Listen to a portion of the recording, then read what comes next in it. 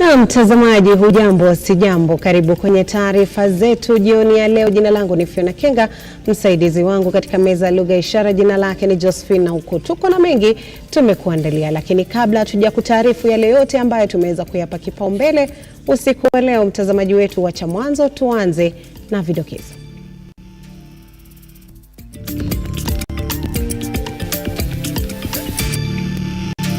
We will be merciless on everyone. Motorists, drivers. Na kwenye vidokezo, waziri wa usalama Kithure Kindiki akiri ajali za barabarani ni tatizo kubwa kwa taifa, huku akiamuru maafisa wa trafiki kuendeleza msako mkali wa magari kote nchini. Tunakueleza unayopaswa kujua kuhusu sheria mpya ya ada za nyumba za bei nafuu iliyotiwa saini na Rais William Ruto mapema hii leo.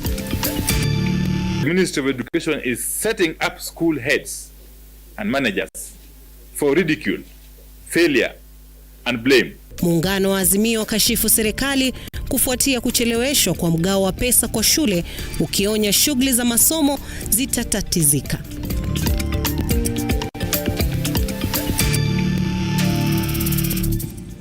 Na mtazamaji, andamana nasi hadi tamati. Rais William Ruto hii leo asubuhi ametia saini kuwa sheria mswada mpya wa nyumba za bei nafuu. Hii inaashiria kuwa Wakenya wote walioajiriwa watakatwa 1.5% ya mishahara yao, na wale ambao hawajaajiriwa wakitozwa 1.5% ya mapato yao ya kila mwezi kufanikisha mradi huo. Sheria hii mpya ilibuniwa baada ya mahakama kutaja sheria awali kinyume na sheria na kusitisha ada walizokuwa wanatozwa Wakenya. Ikulu jijini Nairobi, hafla ya kutia saini mswada tata wa nyumba ilifanyika huku Rais William Ruto kifanya sheria mswada huu ambao umeibua hisia tofauti nchini tangu kupitishwa kwa sheria ya fedha ya mwaka jana. 61 clauses, Your Excellency. Saini ya Rais Ruto ikimaanisha kuwa makato ya ada ya nyumba yanarejea kuanzia mwezi huu. Mswada huu uliidhinishwa na Seneti na bunge la kitaifa wiki jana, na marekebisho kadhaa ikiwa ni pamoja na kujumuisha serikali za kaunti. Waajiri na waajiriwa wote watatoa makato ya 1.5% kutoka kwa mishahara yao ya kila mwezi. Kizungumza baada ya kutia saini mswada huo kuwa sheria mapema mnamo Jumanne, Rais Ruto amesema mradi huu utatoa fursa kwa kila Mkenya kumiliki aina ya nyumba anayotaka. Pays rent at 3,000 to pay 3,000 and own a home in Kenya. It will give a chance to a border guy and every hustler in Kenya who today lives in a shack that has no water, that has no electricity, that has no access, that has no sanitation. It's going to dignify their lives, and they too, like the rest of society, can own a... Ushuru huu ulikuwa umetangazwa na mahakama kuu mwaka 2023 kuwa kinyume na katiba, na kisha mahakama ya rufaa ikakubali uamuzi huo, ikishikilia kuwa tozo hili liletwa bila uratibu wa kisheria. In this affordable housing program, there is a chance for every Kenyan. Those who want bigger houses will have an opportunity to get it. Those who want affordable houses will have an opportunity to get it. And those who want social houses will have an opportunity to get it. Mswada huu umeweka vitengo 4 vya nyumba vya bei nafuu. Vinajumuisha kitengo cha makazi ya kijamii kwa watu wanaopata chini ya shilingi 20,000, kitengo cha kati kwa watu wanaopata zaidi ya shilingi 49,000, makazi ya bei nafuu kwa wale wanaopata kati ya shilingi 20,000 hadi shilingi 1,049, na makazi ya vijijini kwa wale wanaoishi nje ya maeneo ya mijini. Baadhi ya taasisi zinazopewa jukumu la kutekeleza mradi wa nyumba ni pamoja na Wizara ya Nyumba, Shirika la Nyumba la Taifa, serikali za kaunti na mashirika ya kibinafsi. The bill provides the dates of commencement.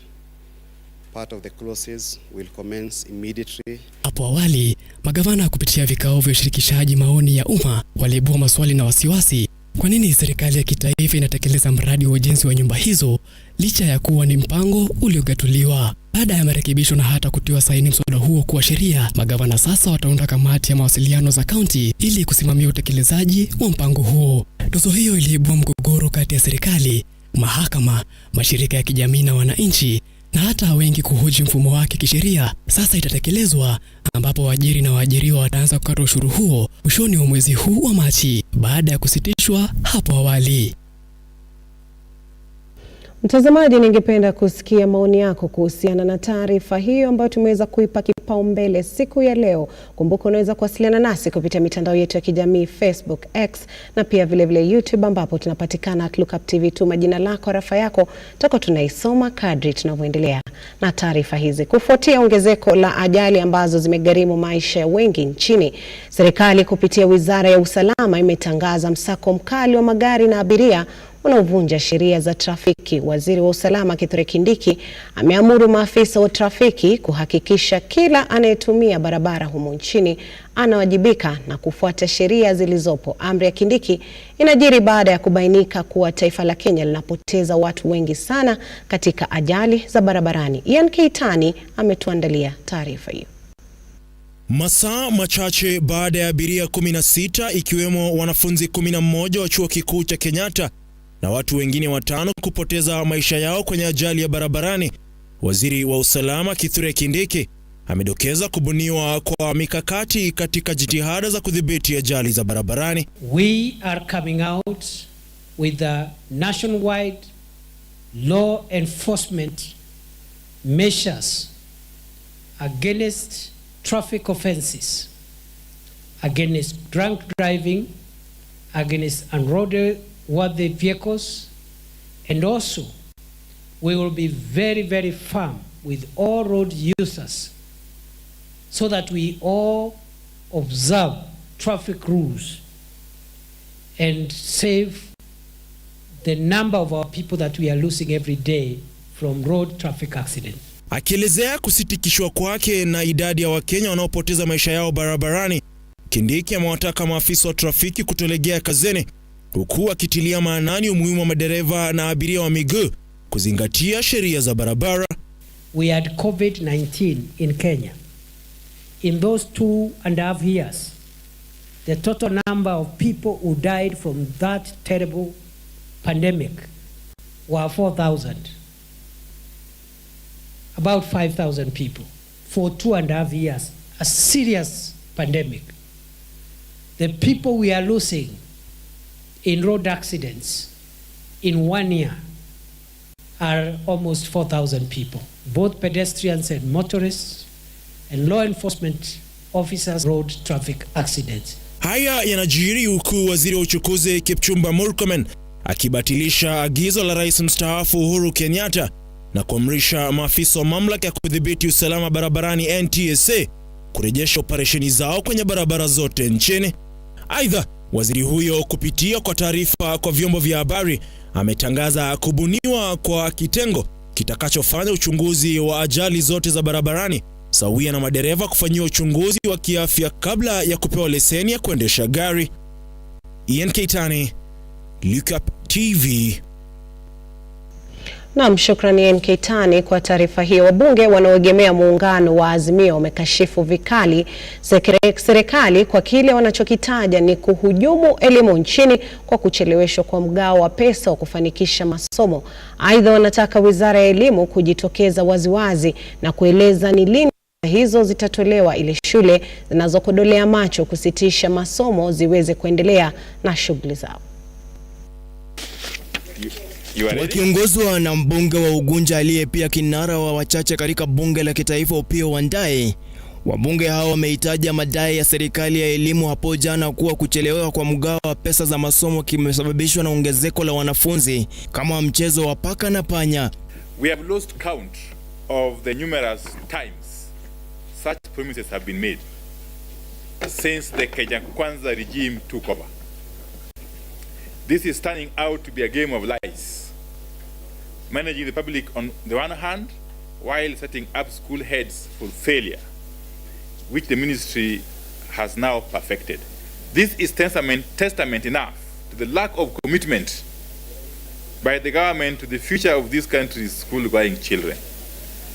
Funds are yet to be remitted to schools for Form 1 students in secondary schools, whose first term is set to come to an end in a matter of weeks, in fact 2 weeks. Wabunge hao wameisuta serikali kufuatia usemi huu, wakilaumu serikali kwa kusema haya kimakusudi ili kupata muda zaidi wa kustahimili ghadhabu za washikadau katika sekta ya elimu. Schools are contemplating closing school earlier than scheduled and doing away with end of term tests because they can no longer afford basics like stationery.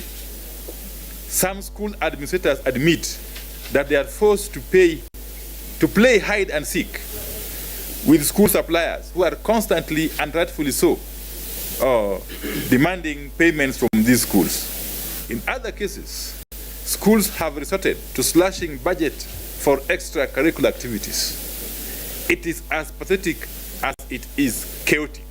Wabunge hao wamekashifu serikali kwa kutokuwa na sababu maalum ni kwa nini fedha hizo zimecheleweshwa na kutaka mchakato mzima kuharakishwa. We had the PS lament that this capitation money is not meant for feeding children or pupils. Well, he must be made to understand that there's a ripple effect. When you don't release capitation money, it affects every other school program. Okay? Directly or indirectly. In a bid to make ends meet, some schools have resorted to either increasing boarding fees, food rationing, or changing the students' menu altogether to make ends meet. Wandai na Makali Mulu aidha wameisihi serikali kukoma kuyumbisha sekta ya elimu kwa kutowajibika mahitaji ya sekta hiyo mara kwa mara, huku wakiomba Rais Ruto na uongozi wake kutanguliza umuhimu wa elimu nchini. Stanley Lugaria, Lookuptv, Nairobi. Muungano wa madaktari nchini KMPDU umetaka Wakenya kujitayarisha kwa mgomo wa muda mrefu, huku kilaumu serikali kwa kukosa ari ya kusuluhisha mgomo huo. KMPDU inadai serikali kupitia kwa tume ya kuratibu mishahara ya umma SRC inapanga kupunguza mishahara ya madaktari, na kuwa tayari tume hiyo imeorodhesha kupunguza mishahara ya madaktari wanagenzi kwa 50%. Kufuatia hatua hii, KMPDU imetangaza madaktari wote watashiriki maandamano jijini Nairobi siku ya Ijumaa. Mevin Getembe na uketo wa taarifa hiyo. Hata baada ya wizara hitajika kukosa kufika mbele ya kamati ya bunge, muungano wa madaktari nchini KMPDU umeshikilia msimamo wao kuwa taendelea na mgomo wa daktari hadi pale masuala yaibuliwa yatakaposhughulikiwa. Akizungumza muda mchache baada ya kuhudhuria kamati ya bunge, katibu mkuu wa KMPDU Atia Saini anadai serikali inalenga kupunguza mishahara ya madaktari wanagenzi ama interns kwa 91%, jambo ambalo anahisi litalemaza utendakazi wao. Being offered in Kenya National Hospital, now the doctors have left. In the Moi Teaching and Referral Hospital, also the doctors have left. But the biggest concern that we had in this meeting is that as the meeting was progressing, we had in our possession a circular that is purported to come from the SRC that is reducing the salaries of our medical interns by 91%. We are also perturbed to realize that SRC is in the process to reduce salary of doctors, that is a call allowance, across the entire country. And therefore we are seeing that we may be in this strike for long. Wakiwasilisha mswada wa kutaka mageuzi kadhaa kufanywa kwenye sekta hiyo ya afya, ikiwemo kutuma kwa madaktari wanagenzi ama interns kwenye vituo mbalimbali vya huduma humu nchini, Atela anasisitiza kuwa iwapo hawataafikia maelewano basi mgomo utaendelea. Be in this strike for long. The government has been in it for 7 years, but we may be in it for a very long time until the government realizes that there's need to respect the negotiated collective bargaining agreement, and also there's need to sign the new agreement. We also came to the parliament to have a discussion because we had delivered a petition last week on 4th of March regarding the issues pertaining to the CBA, and I think we have been given enough time to go and do our submission. Hali kadhalika Tela amesema kuwa hospitali zote za kitaifa zitasusia kutoa huduma za kimsingi, kwa akitangaza kuwa madaktari wote nchini watakusanyika Ijumaa hii katika mgomo wa kitaifa. I am more certain that in the next 1 or 2 days realize that even they will not be able to do emergencies, both in Kenyatta University Teaching and Referral Hospital, both in the Moi Teaching and Referral Hospitals and Kenyatta National Hospital, because we realize the government is in contempt of court. Kenyatta himself were in contempt of the courts. That on Friday this week, all the doctors across the country will assemble in Nairobi and will be having a very big demonstration, mother of all demonstration, to demonstrate, to illustrate to the government that we are not happy and we will not be happy for anything rather than the outcomes of the issues that we raised in our strike notice. Mevin Getembe, Lookuptv. Na mtazamaji, kulingana na kopo langu hapa la kronomita ni kuwa dakika 14 zimepita tangu saa 1 kamili saa za Afrika Mashariki. Ni wakati mimi na mwenzangu msaidizi wangu katika meza lugha ishara Josephine huko tutakuwa tunachukua mapumziko kiduchu, lakini kumbuka unaweza kufuatilia taarifa hizi kupitia GoTV na StarTimes na pia vile kwenye mitandao yetu ya kijamii ambapo tunapatikana @Lookuptv. Usiende mbali.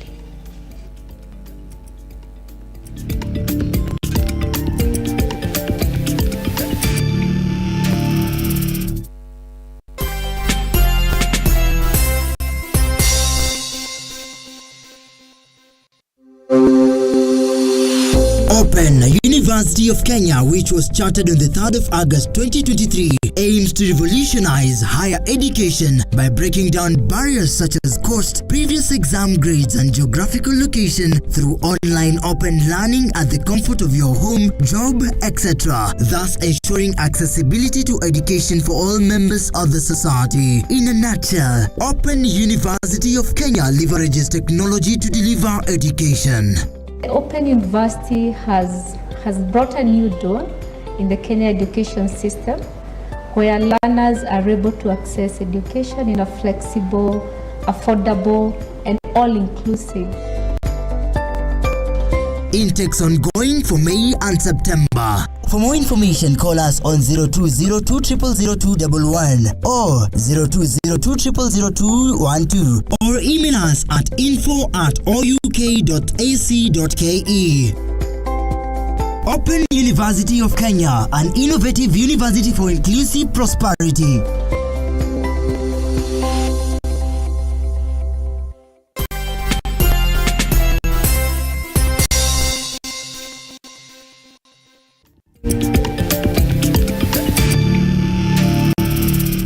Naam, karibu tena mtazamaji, tuendelee kukutaarifu. Msako wa pombe haramu na dawa za kulevya umepelekea kukamatwa kwa zaidi ya watu 140 waliokuwa wakijihusisha na biashara hiyo bila leseni kaunti ya Kiambu na viungani mwake. Aidha, polisi walifanikiwa kuwatia mbaroni watu 14 waliokuwa wakivuta sigara ya shisha ambayo imeramisishwa nchini. George Kayesi na mengi zaidi. Serikali imezidi kusisitiza kama italegeza kamba katika vita dhidi ya pombe haramu, dawa za kulevya na mihadarati kote nchini, huku serikali ikionekana kupiga jeki vita vyake dhidi ya pombe haramu na dawa za kulevya. Operesheni muhimu katika mji wa Kiambu na viunga vyake ilipelekea kukamatwa kwa zaidi ya watu 140 wanaoshukiwa kuendesha biashara hiyo bila leseni. Kati ya hao 14 wanaaminika kuenda kinyume cha sheria iliyopiga marufuku uvutaji wa shisha nchini. Kuna hii maneno ya kupigana na madawa ya kulevya na pia kupigana na pombe kwa jumla, pombe haramu, na pia vile vilabu ambavyo vinaoperate masaa ambayo halingani na sheria kulingana na license zao. Chifu mkuu wa Kiambu George Kibugi alidhibitisha kuwa kufuatia taarifa, mamlaka ilifanya msako katika mojawapo kituo maarufu cha burudani na kuwakamata washukiwa. Tuweza kupata ujumbe kutoka kwa informa wetu mbalimbali within Kiambu, na wakatujulisha kwamba hii klabu kipi ambapo kimefunguliwa hapa Kiambu Town kinachoitwa Quick-In, masaa ya usiku kabisa ndio wanaanza kuwauzia vijana wale wanaokunywa pale hiyo madawa kulevya inayoitwa shisha. Mbele ya mahakama ya Kiambu, washukiwa walikiri mashtaka yote dhidi yao na kuapa kujiepusha na vitendo hivyo katika siku zijazo. Waliachiliwa kwa dhamana ya shilingi 5,000 kila mmoja. Mimi wote kwa ujumla sitakaribia tunashirikisha kinyume cha sheria. Tunakubali kama mnakataa. Tunakubali kama mnakataa.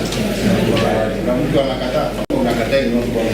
Wafanyabiashara wametahadharishwa kuwa iwapo wataendelea kufanya kazi kwa njia isiyofaa watapokunywa leseni na kama hawataruhusiwa kuendeleza au kujihusisha na biashara ya mvinyo. Tunangojea labda koti inaweza amua labda tufunge ama tuweze kuongea na watu wa rika licensing, tuone kama wanaweza vutilia mbali license yako, maana sasa ni ya pombe, wamepewa license ya kuuza kama club pombe, lakini sasa maneno ya shisha hakuna. Na shisha tumekuja kutambua kwamba kulingana na sheria haipaswi kuuzwa, ni manake ni madawa baadhi ya yale mabaya kulevya na yataharibu vijana wetu.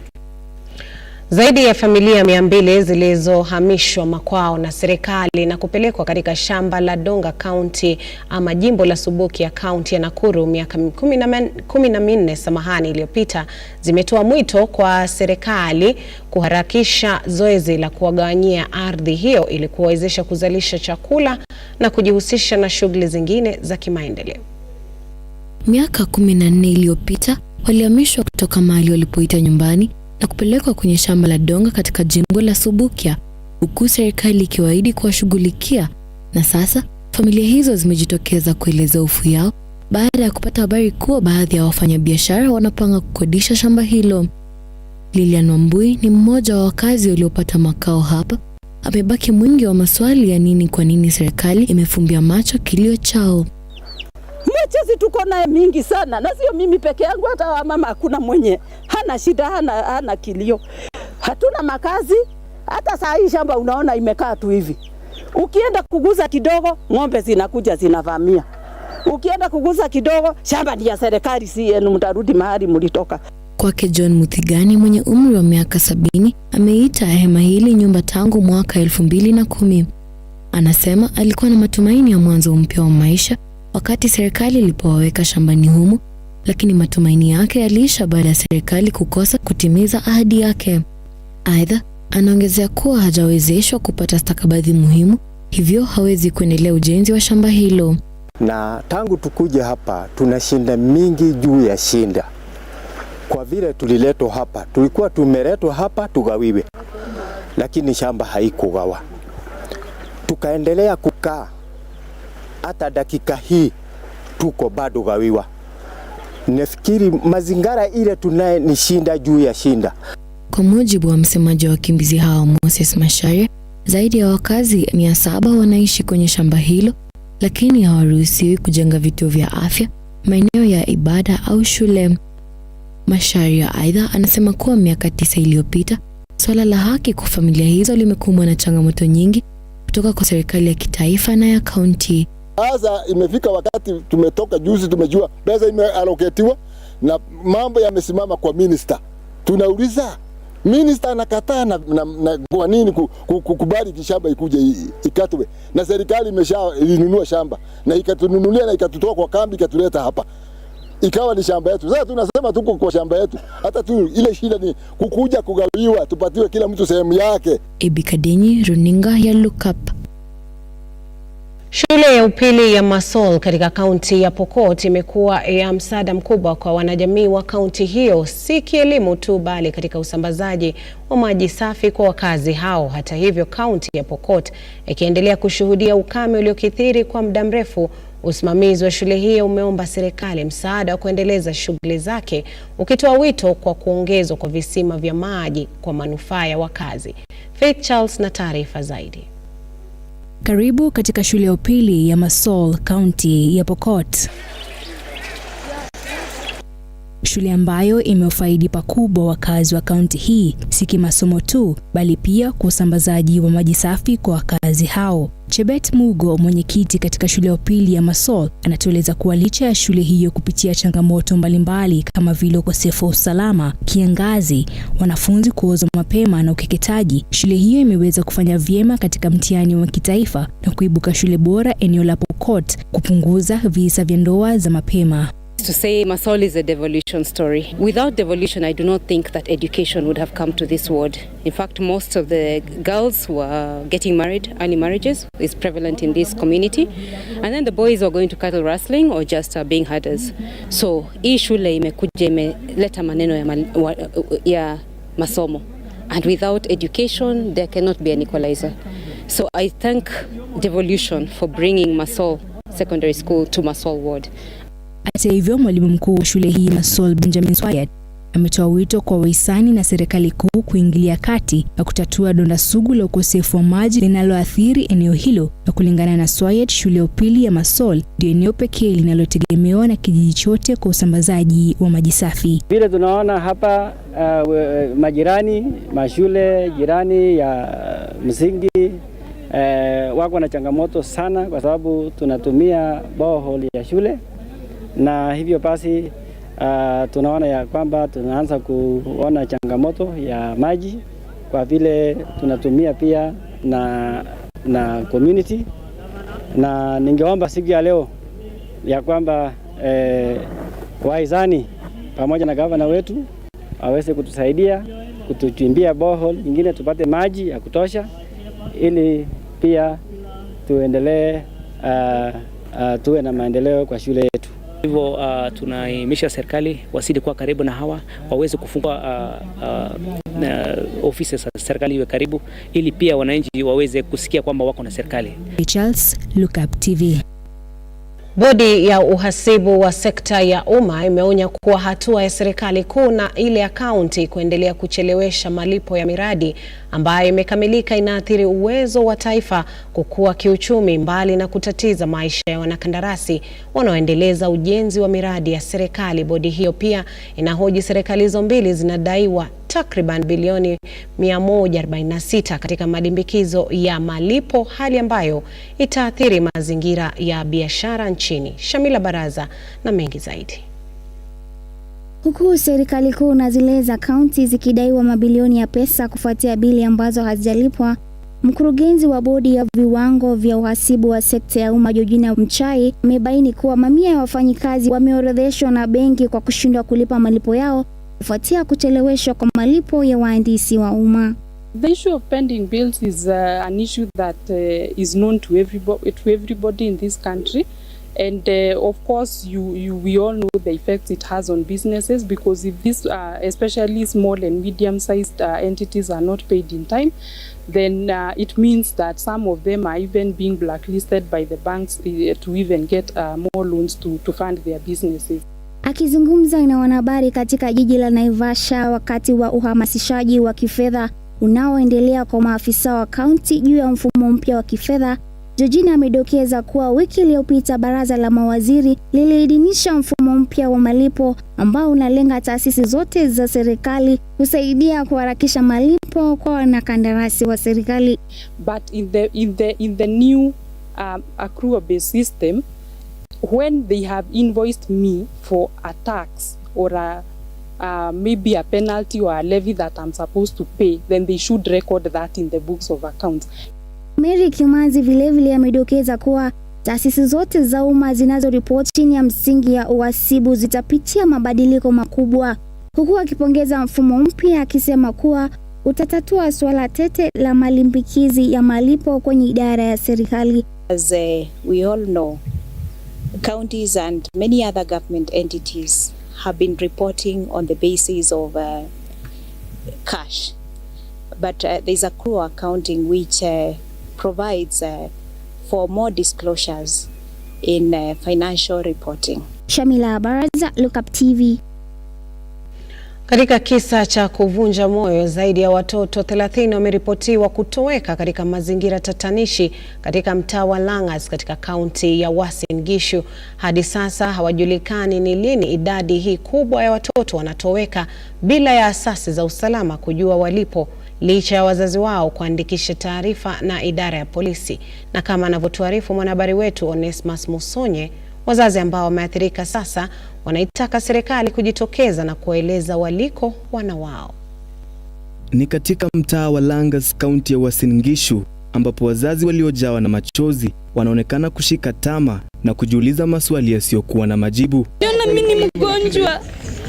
Kisa na maana, zaidi ya watoto 30 wanasemekana kupotea katika eneo hili, wasijulikane waliko. Kulingana na mzazi wa mmoja wa watoto waliopotea, mtoto wake alitoweka tarehe 10 mwezi Januari akiwa na wenzake mwendo wa asubuhi. Licha ya kupiga ripoti kwa kituo cha polisi, juhudi za kutafuta mtoto huyo bado hazijafua dafu. Niliamka tu asubuhi vizuri, mandugu zake wakamchukua wakamuotesha juu hapo nje. Dakika kidogo tu, kitu by saa 3:30, nikawauliza mtoto ako wapi arudi akunywe chai. Wakaniambia wakupata hakuna mtoto.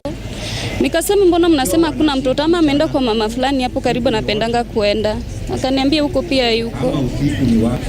Nilizunguka sana nikitafuta mtoto, nilizunguka nikikimbia huku na huku. By saa 4:45 nikakimbia mpaka police post. Nikawaambia mambo na mtoto, wakaniandikia obi nikarudi nayo. Si mzazi mmoja tu, bali ni wazazi wengi wenye maswali kuhusu walipo wanao, huku hali ya sintofahamu na wasiwasi kwa wazazi waliopoteza wanao ikizidi kuenea. Mtoto wangu alipotea tarehe 16 saa 1 jioni. Nikatafuta nimetafuta mpaka saa 4 sikumpata, nikaenda kuripoti. Kufika kuripoti wakanirudisha wakaniambia mpaka amalize 24 hours, nikaenda kesho yake. My child went lost on 4th of March this year.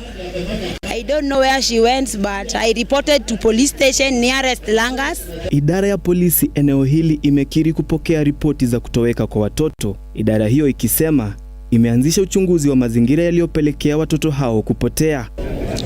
Siwezi kuwa na uhakika kwa sababu by end of last week report ambao tulikuwa na ilikuwa report moja ambao tulikuwa tunafuatilia. Jana wakati wanalangas walisikia tunakuja. Na mtazamaji, dakika 30 zimekatika tangu saa 1 kamili saa za Afrika Mashariki. Ni wakati ambapo mwelekezi wangu Paul Karisa ananiambia nikusanye virago vyangu na kuiondoka meza hii. Lakini kwenye arafa zenu Kennedy Jumba Sirigo akisema ajali zimekuwa nyingi barabarani. Wa Kenya tunaomba madereva wawe waangalifu barabarani. Natazama nikiwa Likuyani, Kakamega County. Usiku mwema mwana Lookuptv. Na shukran sana Kevin Jumba Sirigo. Jina langu ni Fiona Kenga, msaidizi wangu katika meza ya lugha ishara jina lake ni Josephine Auko, mzalishaji wa taarifa hizi Henry Anyula Tende. Kwa sasa sina budi ila kukuambia kuwa na usiku mwema, usiku usiokuwa na bugdha, usiku mwanana. Kwa heri.